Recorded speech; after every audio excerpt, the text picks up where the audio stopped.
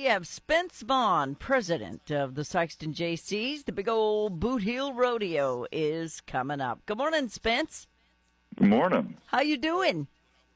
Oh, I'm just pumped and excited every morning getting closer to this rodeo. Oh my gosh, it's snuck up so fast, and I've been saying that about everything all year, but it's a theme. Holy crap, this year went fast. Yes, it has. Yeah, so you guys are ready, though. You know, I had your chamber on to talk about, the rodeo events that are leading up to it as far as decorating windows and doing like a spirit week with a scavenger hunt and Western wear and stuff. But you have a parade and good stuff too, right?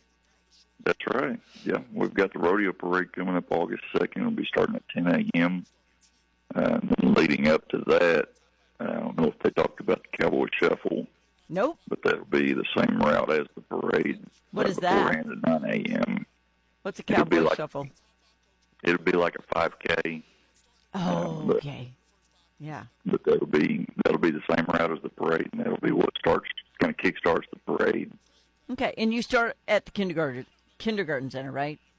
Correct. Okay, all right, and then what kind of floats do you have, or is it lots of cowboys and clowns and fun stuff like that? Oh, there's going to be a little bit of everything. We still have registration open until August 2nd for anybody, any businesses that want to register to be in the parade.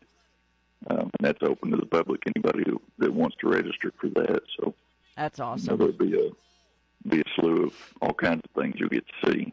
Excellent.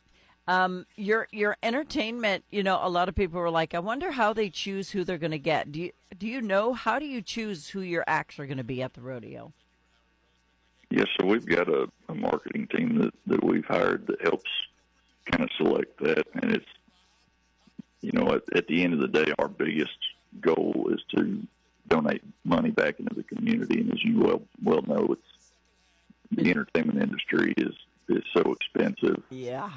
It really is hard to kind of pin down who we can afford and who's going to put on a good show for us. But we have a really good team that supports us and backs us on that and helps us stay within budget. That way our primary objective is still able to be accomplished at the end of the day. But you still have to try to find somebody who's available, even if you can afford them. Are they on tour? Or are they somewhere else on the date you need them? So that's a big thing. Right. Well, and that's something that we start on, like our co-chairman, Mr. Isaac Quick, who's going to be chairman of next year's rodeo. He's already started on that process of trying to get entertainment lined up for next year. Yeah, well, you have to, It takes months and months and months of going back and forth, and it is a long, tedious process, but it all works out, and it's well worth it in the end. I always find it funny that people have such a big opinion on who you've gotten at your rodeo, and the ones people think are least likely to be when they want to go see are the ones that sell out the fastest. That's true. That is true. So who do you have this year? Let's go through them. Wednesday night's going to be Ty Myers, and if you're wanting to go see him and you don't have tickets, I would be calling today because we are I don't know what the exact number is, but it is a very limited amount of tickets that we have left on him. Yep. We've got a few more left for Thursday night. It's going to be all 60, and they're a little closer to home, local Kentucky farm band, I guess you could say. Mm-hmm. And then Friday night we'll have Big X the Plug and Cameron Marlowe. I'm sorry for your luck, but Friday and Saturday night are sold out. And then Saturday night we've got Treaty Oak Revival. And they're sold out, folks. Think about that. Aren't you like one of the biggest rodeos in the nation, the most sought after by cowboys and cowgirls? People want to be in your rodeo. Yes, and that's, a lot of the rodeos that go on right now are happening out west. And so in order for them to come to ours, they're having to make a really, really long trek to make it over to us. But, year after year, they come running back just because we've got such a good rodeo that we put on. Mm-hmm. In fact, this year we have bumped the purse up, which is the payout for the rodeo athletes.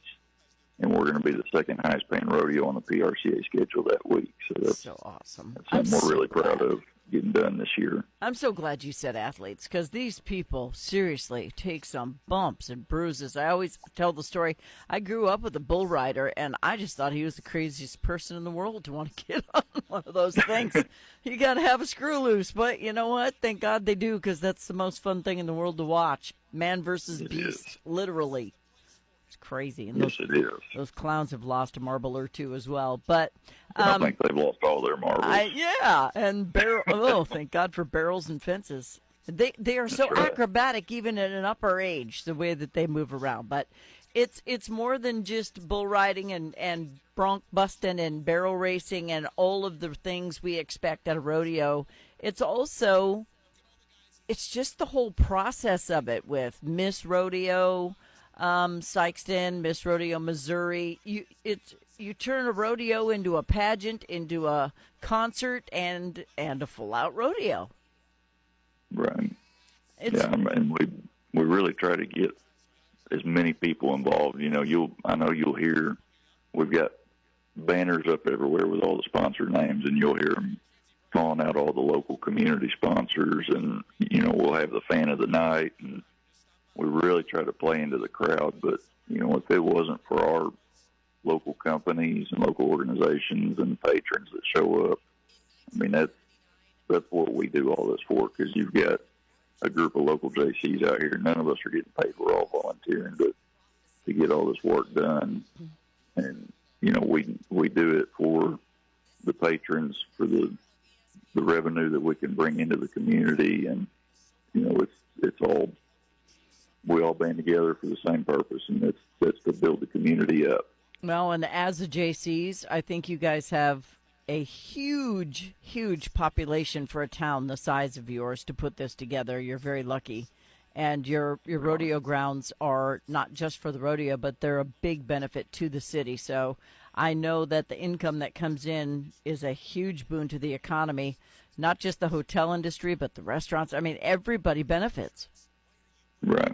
Okay. Yeah, actually, we give out a couple of scholarships through the JCs every year. And I was talking to one of the scholarship recipients, and we actually didn't know this, but they actually had worked on a graduation project through school at high school, and it was over the Sikeston Jaycee Bootheel Rodeo. And she sent me that, and one piece of information that I saw on there said that week of rodeo, over $8 million in revenue is funneled into local businesses here, and that was really, really astounding for me to see that. That's a big number.